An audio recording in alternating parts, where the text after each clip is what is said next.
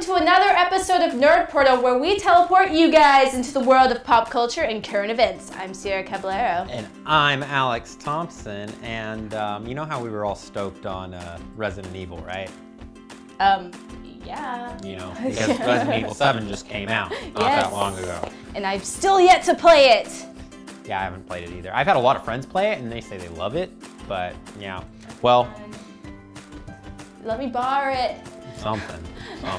But you know, after a successful release of Resident Evil 7, things were looking up for the popular game developers Capcom. Hey. You know, I mean, they have a lot of stuff coming out. But unfortunately, even having the third most successful launch in Resident Evil franchise history, things are not looking bright for the company still, which is weird to say because that's the company, scarier than the game. Yeah, the shares of stock for the company have started to decline.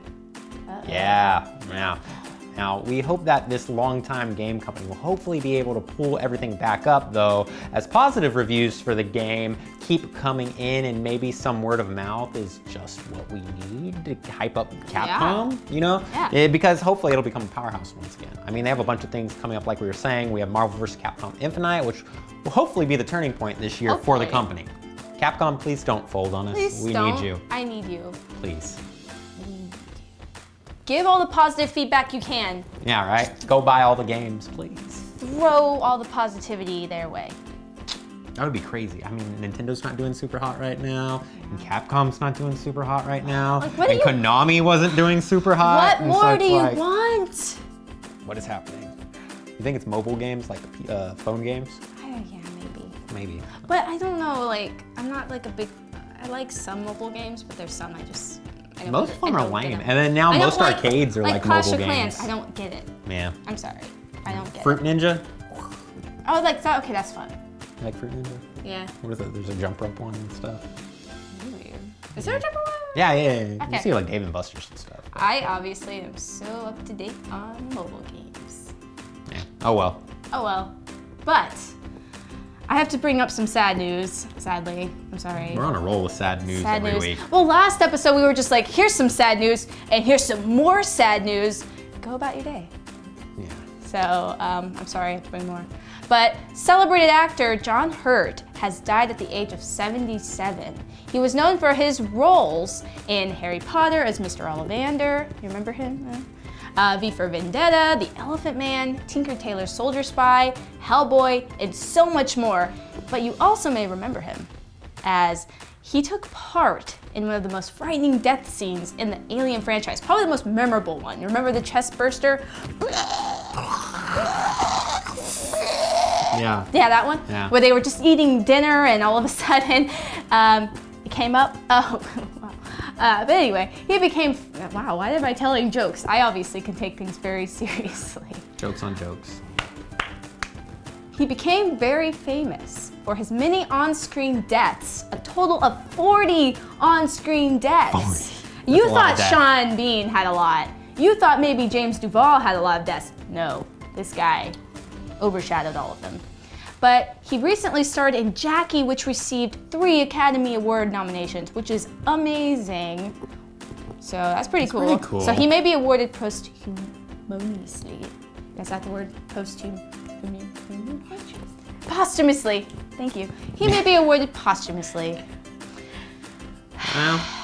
And I really am sad about it. And there was this whole tribute to him at the Wizarding World of Harry Potter, where everyone kind of gathered near near Ollivander's and they put their wands up.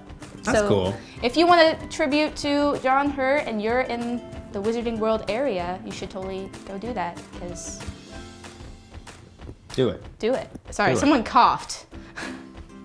But anyways. But you should totally do it, and it's a really sweet tribute. It should be cool. Yeah. Yeah. Rest in peace. Rest in peace. Rest in peace. Wow. If you are just loving the current mini event from Marvel, Monsters Unleashed, then you are in for a treat, because just recently it was announced that the series will become an ongoing book this April. Whoa. Yeah, and don't worry, because Cullen Bunn isn't going anywhere.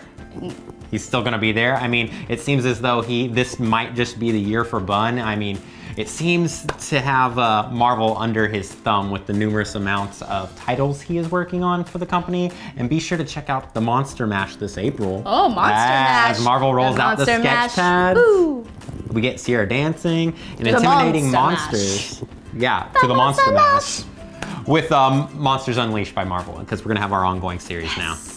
Yes. Well, speaking of horror and thrillers and everything in that world, well, the director of the original Donnie Darko, Richard Kelly, expressed his desire to return to the world of Donnie Darko. And you know how much I love Donnie Darko. Yeah, you love Donnie Darko a lot. If you go to my Twitter, you'll see just Donnie Darko. And Frank, right? And Frank, yeah. And a lot of other horror films, but it's my Twitter's become so saturated, there's no turning back.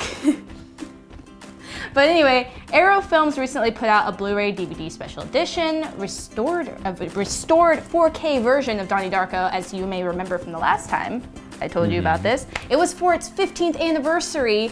What? I can't believe it was that long ago.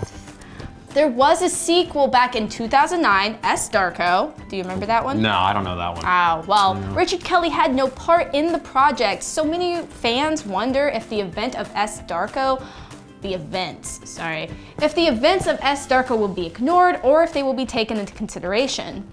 A lot of people did not receive S. Darko very well, even though, you know, the Chase did come back. You know her as Samara. You know. Yeah. She did return to, you know, get her role back. But anyway, this is much like Blair Witch Project decided to forget all about Blair Witch Project 2 Book of Shadows. They were like, none of this happened. Nah. Ignore that history. Delete. It's kind of like deleting your internet history. Yeah. People saw it.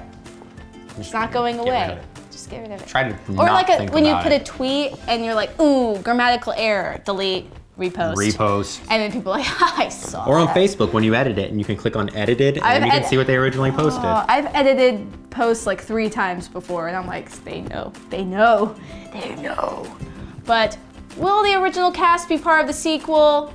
I kind of hope James Duvall will return as Frank. But would he? James Duvall, let us know. Would you return as Frank? They're gonna kill Frank. He already died. He's already dead. Kill him again. But Double the kill. Triple okay, the kill. but like in the world of Donnie Darko, it doesn't matter. Things just, they don't happen logically sometimes. You're like, how is he alive when he's dead? Just read the philosophy of time travel and the whole movie will start to make sense, okay? Sorry, I'm really passionate. Calm down. Deep breaths. I'm really passionate about Donnie Darko. But anyway, what are your theories on the sequel? Like, let us know in the comments below what you think may happen in the sequel. Will they bring back Donnie? Will Jake Gyllenhaal reprise his role in some other universe, tangent universe, physical, I don't know. We'll see.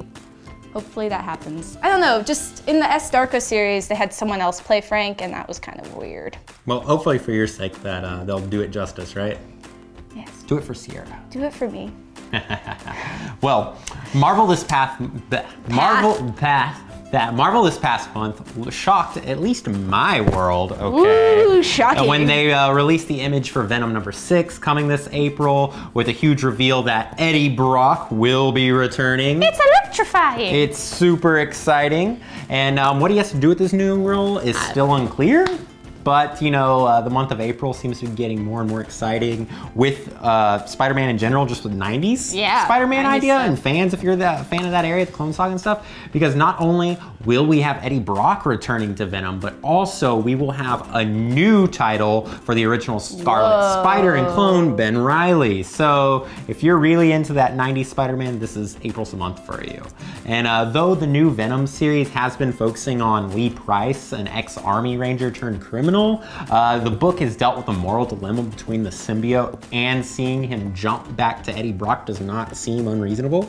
So be sure to catch the beginning of the story this March in Venom #5 if you want to know exactly how it's all setting up. Definitely check it out. Yeah, I mean, Eddie Brock's my favorite version of Venom, like, And to see him come back after all these years, because I don't think he's had the Venom symbiote since the 90s? Like, or no, like 2004, I guess? 2004, something like that? Something like that. Something like that. Matt Gargan. He took him. And I was like, no. Bring him back. He's coming home. He's coming home. I don't know what's going to happen to Toxin because the Carnage series is over now. Yeah. And he was Toxin, but we'll see what happens there. Maybe Flash will get Toxin or something. That sounds kind of cool. Yeah. We'll see. But another really cool thing that's happening, the Warner Brothers Harry Potter Studio Tour is about to break the rules. That or you're in detention. On March 31st, the Studio Tour will unveil the most terrifying place in the wizarding world. What do you think that is?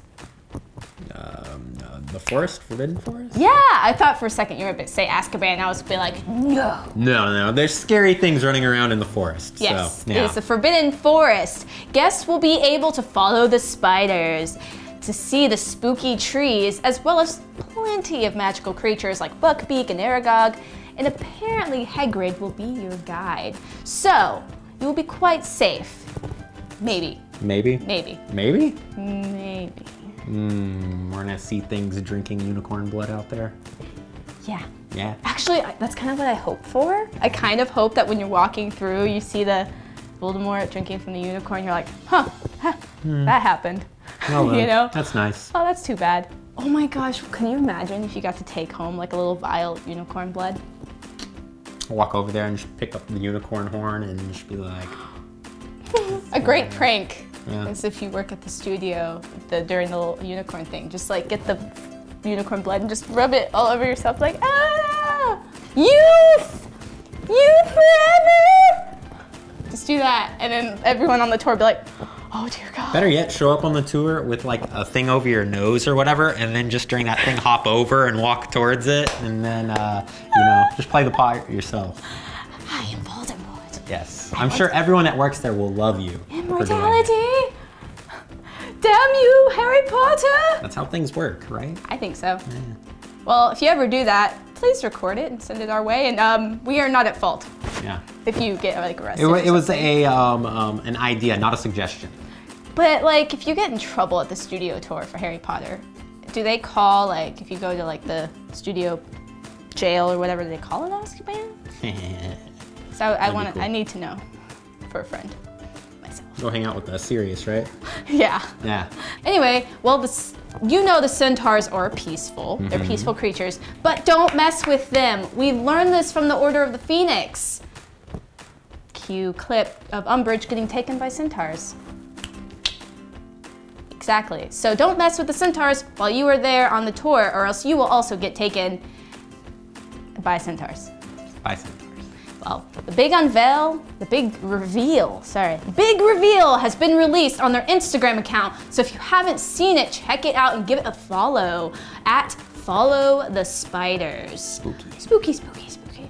And also don't forget to follow WB Tour London. That is at WB Tour London. So follow them on Instagram. So if you live in the London area or going to the London area, this isn't an experience to be missed. Because I seriously wish I were in London right now. Do you? Yeah. Because That'd be cool. Wouldn't that be amazing? I know, you see, you're getting worked up about this just talking about it. I could like tell from, you're like, what you don't see is she's starting to sweat a little bit. Yeah, there's a little bit of sweat right here. She's getting super hyped on it. I'm getting really hyped. She's fiending for Harry Potter. But like, I can't afford a plane ticket to go to London, and I have no means of where to stay. So therefore, probably not gonna happen for a while. One day. Make it happen. Kickstarter. No, I'm just kidding. Right. Go fund me. Go fund me. Let me go to the WB store to see Forbidden Forest. That's all. It's so serious. Everyone will be like, oh my God, I feel so bad for her. Give her money. No. Don't let that. No, that's not what I want. Help but anyway, me, I'm poor.